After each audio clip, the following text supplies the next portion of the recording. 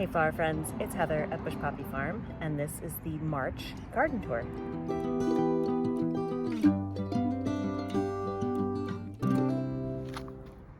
So thanks for joining me at the home farm. It is March 15th, and here's a garden tour. Here are many daffodils, as you can see, planted densely. Some of these will be pulled up completely so that the rest can naturalize, but I've been harvesting on them already for about 2 weeks now. And I sell them in straight bunch bouquets at the cafe, Genuine Goodness, downtown Orinda. This is tulip bed number 1. You can see these varieties here are just coming up. Look at the amazing colors on these leaves. Really cool. This is a patch of snow crystals tulips that I've already been harvesting off. You can see I've gotten about 50 so far, and they are beautiful. They look really short, but because they're buried so deep, when I pull them out, the stems end up being about 16 inches long, so they're perfect. Other varieties coming up. I of course did not label these because it kind of didn't matter to me since I'm not selling them to people by name. There's more snow crystals right there. Then over here, our garlic is looking great. I'm getting really excited about this garlic harvest. It's many months away, but I'm looking forward to that. The pomegranate is starting to leaf out, so that's great. The this grape over here is a seedless red grape. It's not leafing out yet, but you can see bud there. Yeah. So it's coming along. Lots of cleavers that I need to pull out of here. This is a blackberry. Beautiful new growth. Look how glossy this is. I did a big prune on it. It's ready. It's going to give me some nice berries this year. Got another one over here. These are thornless blackberries. Blueberry bush. This one, a little leggy, but it's still going to produce a lot, and I'll do a different kind of pruning on it at the end. But look at all those blossoms. That is blueberries right there, folks. Our other blueberry bush back here, also full. And then this is a 5 variety plum. You can see all the tags down there, loaded with blossoms. Let's hope we get some fruit this year. Ranunculus bed. I had extra ranunculus corms, so I just tucked them in here. Nothing I've ever planted in this bed has ever really done well, and you can tell they're kind of yellowed. I think the soil may just be crappy. However, those are all flowers, but the stems probably only going to be about 10 inches tall, whereas the rest of the ones I have planted, I'm going to get like 20-inch tall stems. So we'll see. Peas, 2 different varieties. Going strong here, sending out their tendrils, so they'll be climbing soon. Potatoes, these guys are starting to come up. I've got 2 rows of potatoes here. I can't remember the varieties. We got Seafra and Prince of Orange. These are 2 varieties that are known to do well here in my climate. All right, over here we have Agrostemma.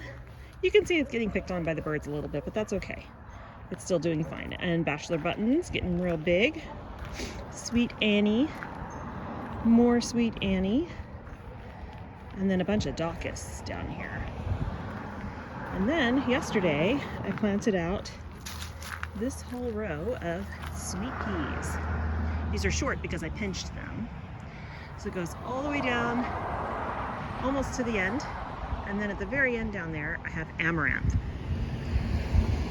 And then here are more ranunculus. Doing well, doing really well. You can see I have my flower support netting up now. The netting keeps things from falling over when we get our high winds in the springtime.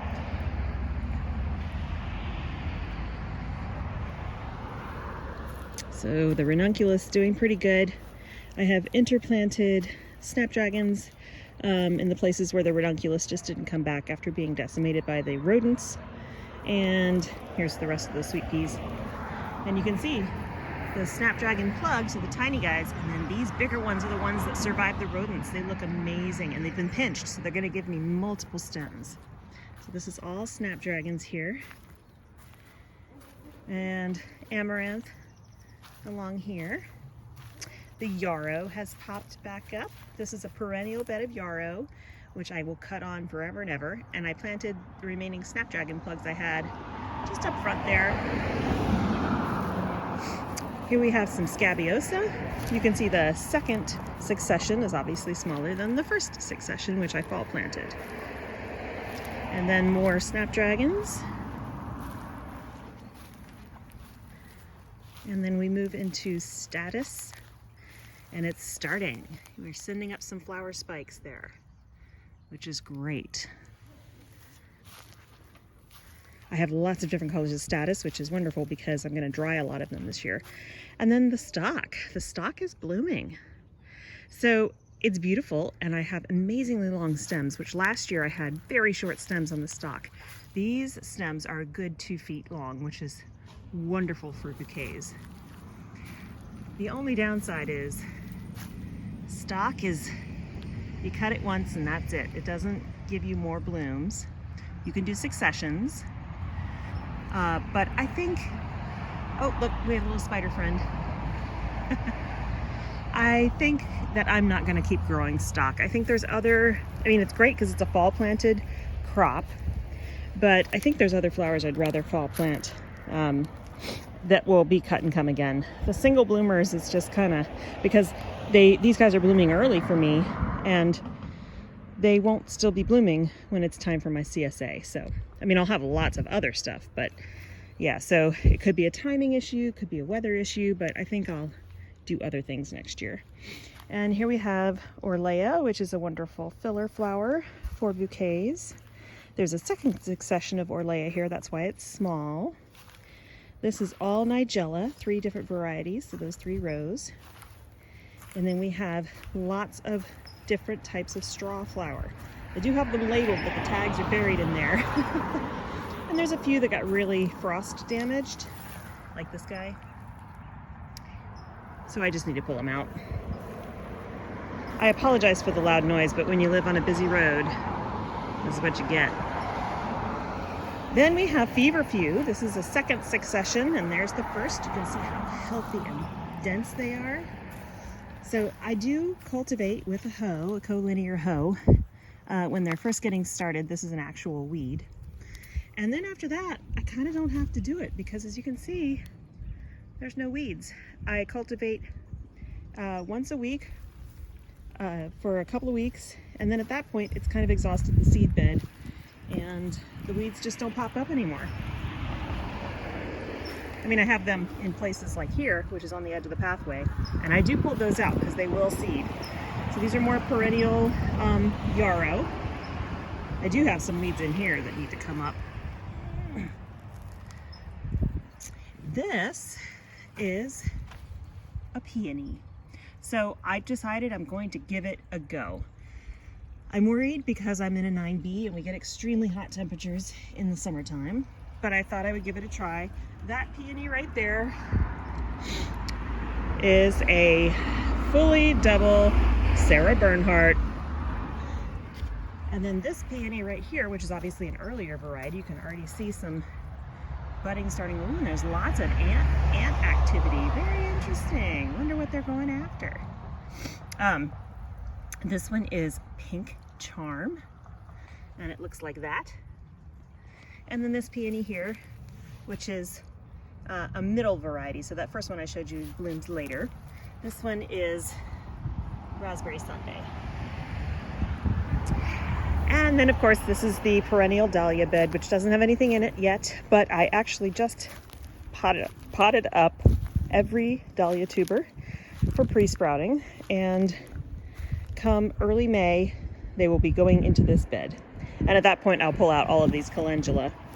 But the calendula look so pretty, don't they? Like, look at that color. Such a sweet little color. The thing with calendula, I mean, I think they're wonderful for like bedding plants, but the stems are pretty short And I mean, look at all these blooms though, right? So like for planting in your borders, beautiful, but they're very sticky and not stinky, sticky. And like I said, they, you know, the stems are really short, so it's very hard to do cut flower bouquet work with them. You can do arrangement work with them, but it's hard. And then the pollinator bed still looks pretty sparse, but and this is all brand new growth right here. Brand new growth coming back on the yarrow. This is milkweed, already growing taller. It's another milkweed. Salvia is coming back. Some lavender.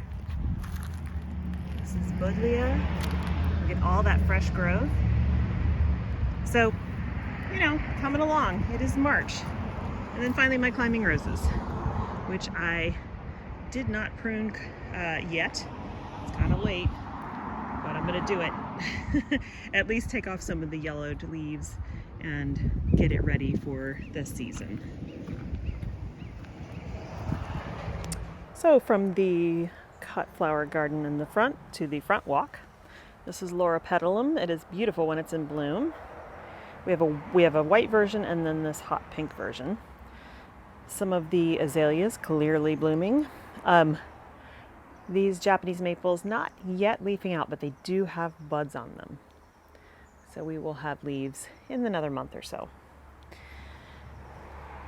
And of course, all of the daffodils. That's the main story. Oh, and there's a nice pink azalea. I need to deadhead those. They look prettier. I've still got hellebores coming in. A lot of the bedding plants are waking up now. Look at this really pretty daffodil. So I've harvested off of these. That's why there's not that many, because I've harvested probably 30 daffodils. No, more like 50 just today alone. And so, you know, in the back garden, in the cottage garden, we'll see there are lots and lots of them because I don't want to take them. I want to see them back there. So hellebores getting bigger and spreading. That was a tiny plant that I planted last spring. Our pittosporum definitely growing. The red twig dogwood is putting on its leaves. All the ground cover is starting to take over. Those lavender there doing well. This big circle of green right here are all seeds left that sprouted, left from a single mimulus or monkey flower plant that I put in last year, and it went to seed, and so now all of those are babies, so it's wonderful. We've got some salvias in here, some euphorbia. I love those airy blooms. More daffodils, different varieties here. And I can look it up, but I do not remember most of these varieties. There's a little spider on the back of this one I don't want to disturb, but look at that. It's like an egg yolk color. It's so, so pretty. There's another one. Some up there. And then look at this crazy hellebore that just started blooming. Very, very pretty variety. Plenty more daffodils. And there you can see the pittosporum. I'm sorry, not pittosporum. Laura Petalum, hot pink with the green leaves. I wish it would stay like that all year, but it doesn't. The azaleas are just starting, and we have tons of blooms on the camellias. Tons of blooms. The front two containers still looking pretty good. They need a little bit of water. This jade still blooming. Our geum back here blooming. I love their little airy flowers just kind of rising above. They remind me of thalictrums a little bit. And then another tiny azalea. There's more lanium planted here. That'll get nice and wide and spread out. This Japanese maple just starting to leaf out. And then here is a white Laura Petalum. Boxwood down here. I keep these really small. I usually keep them trimmed into like lollipop size, but now I need to I did a nice hard prune on them last year. It's time to do it again. Container for the front door. This area gets zero sun ever. So this heuchera, Boston fern, and this some kind of jasmine. I can't remember the variety here. Well, I think I see the tag. This is a pink flowering star jasmine. I actually haven't seen it flower yet because this has only been in here since the fall, so I'm looking forward to that. Then this jasmine, this is a star jasmine also. Look at all the flowers getting ready on there. It's climbing up over this little pergola, which I'm thrilled about. We thought it died when we built the fence. Back here, kind of a mess because nobody really comes back here except for us and the pool guys, but this is the hillside I see from my kitchen window. So more lamium and lobelia, some grasses, and the heuchera coming back. I love this caramel color one. More loropetalum, and then this Japanese maple definitely leafing out. These two trees up here are redwoods. We've got some GM climbing on the hill, and then all kinds of crazy stuff pops up in here because of the bird feeder. So all of these little budding plants were planted either last year or, in the case of some of these lamium, just this month. That heuchera coming back, looking very pretty.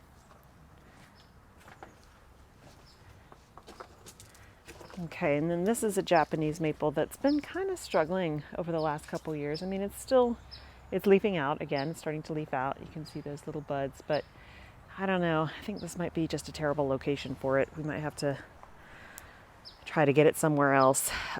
This Japanese maple, definitely leafing out. I just love when plants leaf out for the first time in the spring, how brilliantly vibrant the green color is. And it's underplanted with ferns and some black mondo grass and some other stuff. Green stalks still doing pretty well. Carrots, killing it. Not harvesting them yet. Lots of berries for strawberries starting there. And today I just planted Swiss chard, cilantro, and arugula in these. They're looking kind of tattered because I planted them and then watered them. This container is just going gangbusters. It's got tulips in the middle and ranunculus all around the edge, and you can see how tall those stems are. I am so excited. Last year my ranunculus had super tiny stems. This one's real close.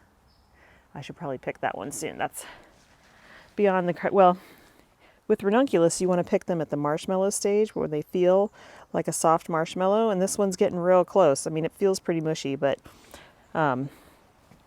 since I don't have a bouquet to put them in right now, I'm going to leave it be. But I do have a custom order next week that I think is going to have a lot of ranunculus in it. This one over here, not doing as well. Still plenty of flower buds on it, but the squirrels have had a heyday in here, as you can see. They're going after the tulips. But this one's about to bloom too. And then I'm thrilled with how this turned out. I just love this collection.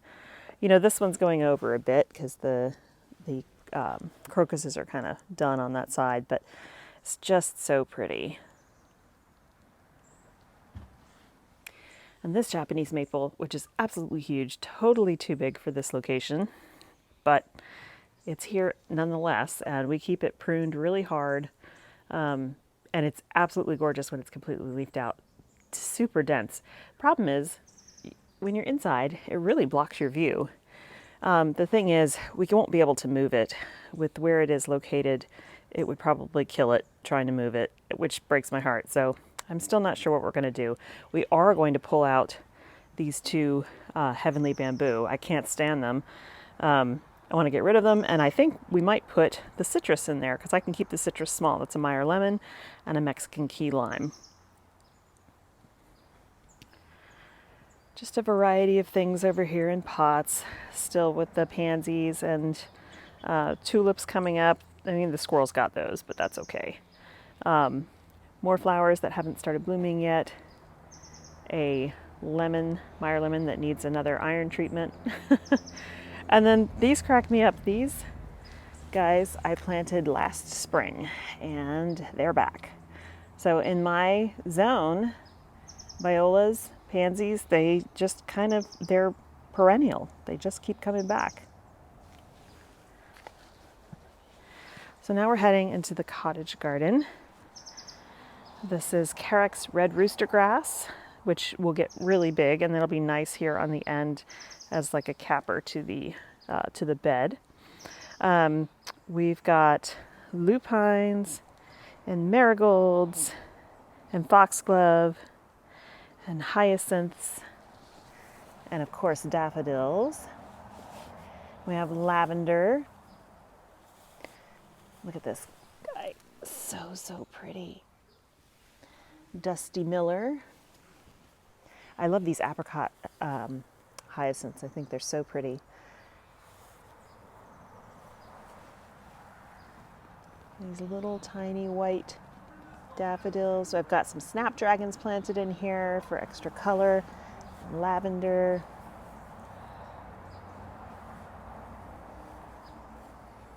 And this foxglove is starting. Can't wait to see. I think they're going to be the apricot ones because those self-seeded through here.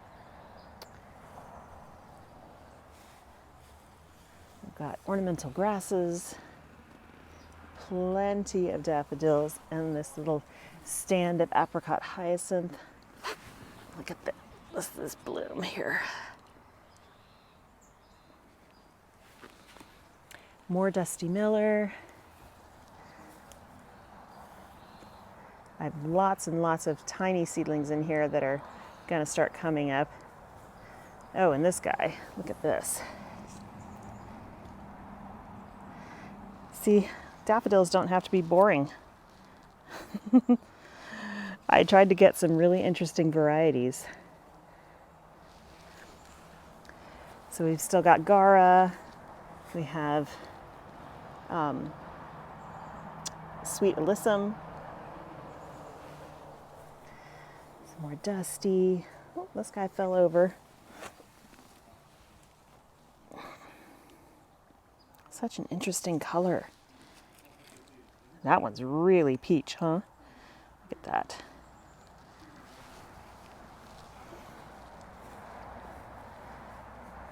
These are all California poppies here. The big row here of foxglove. We've got yarrow in the back that's starting to come back, and snowberry, and a variety of salvias. We have species tulips. Those are fun because they close up at night and open up in the daytime. We've got some violas here. And then this Gaillardia. Oh, I'm sorry. That's not Gaillardia. This is African daisy. But that color is insane. And then when you see the tags, those are gayfeather or Liatris corms. Those are perennial, so they'll come back every year, and they'll come back in a couple of months. But we've got more hyacinth bulbs popping up. We're going to have some large allium, globe alliums in here. The buddleia is coming back. We have hollyhocks in the back row there. And this bed just so pretty. I mean, look at these daffodils. Look at this guy. More species tulips. We've got lantana in here, which is going to come back more once the daffodils start to die back. We have these beautiful hyacinths, helichrysum, and California poppies, lamb's ear, little muscari, like the one muscari that survived the squirrels. And of course the snowdrops. And then the roses I finally trimmed and trained up the poles. And I'm really excited because I found this cool product. They're little clips with a 3M stick on the back. You just stick them to your post, and then they're like little, it's like two little balls that you wrap, kind of like those hair ties we had when we were kids. When they snapped, they hurt like hell, but they hold your canes in place. They're for anything really. You could train things up your wall in your house with them. Yeah, but I love it. And then all of these succulents, not ready to come out yet because we might be getting a little bit of rain this weekend, and they can't just sit and get saturated. Plus, they're a mess. I need to repot a bunch of them, get rid of some of them, basically change everything up to get it fresh and ready to go for the summer. And then they go out by our patio. And then here's two more containers here. We have the Rudbeckia that we pruned in a video, and then more tall stems of Ranunculus.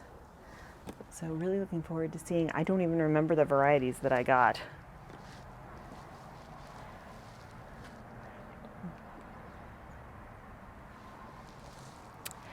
And then finally, I'll let you see what's going on in the greenhouse. There's our seasonal creek down there. There's water in it, but it's not running. This right here is California buckeye.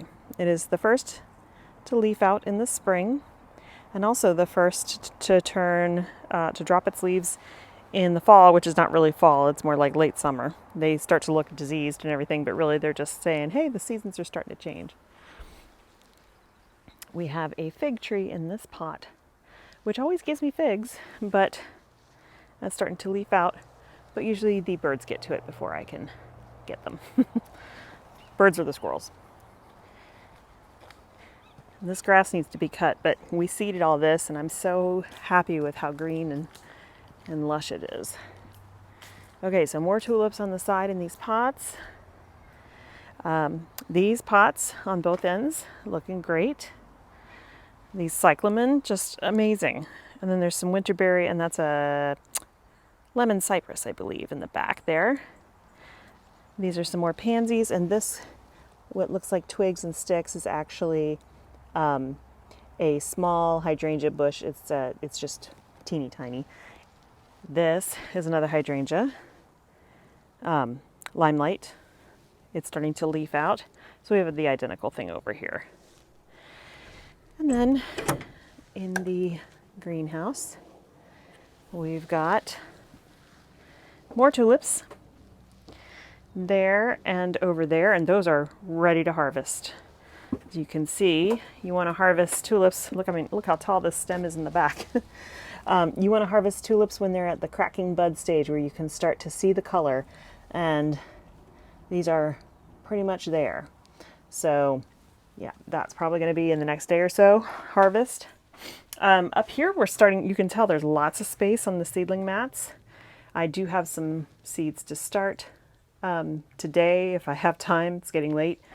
But then what I'm doing right now, this is Baptisia. These are all going to be form a hedge along my front walk on the roadside. Not on the side of the road, but on the road portion of our front walk. But they can't go in the ground just like this. They'll get eaten, they'll get decimated. So I'm potting them up to give them time to grow on. There are a lot of them, 72. So there's going to be a lot of pots taking up space on this table. But the rest of what's growing in here are flowers, filler, vegetables, and greens for the seedling sale and for the ranch to get transplanted.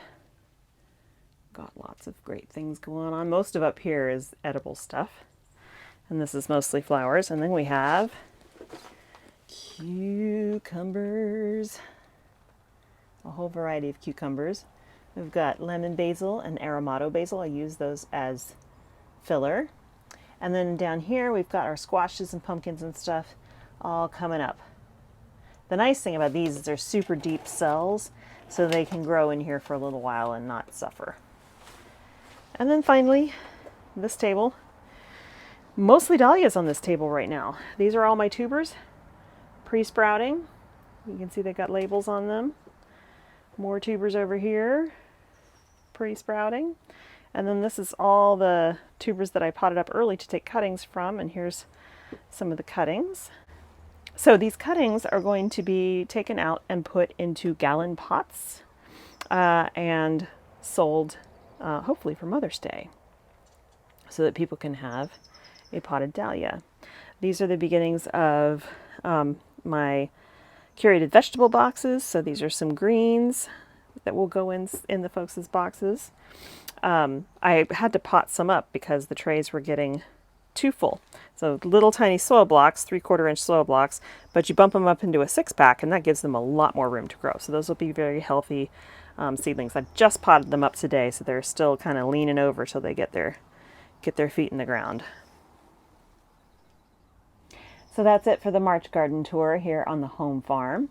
Next time, maybe in April, we'll be able to include the ranch in the garden tour because there'll be things blooming over there, at least I hope. Fingers crossed if all goes well. So in the meantime, enjoy your garden.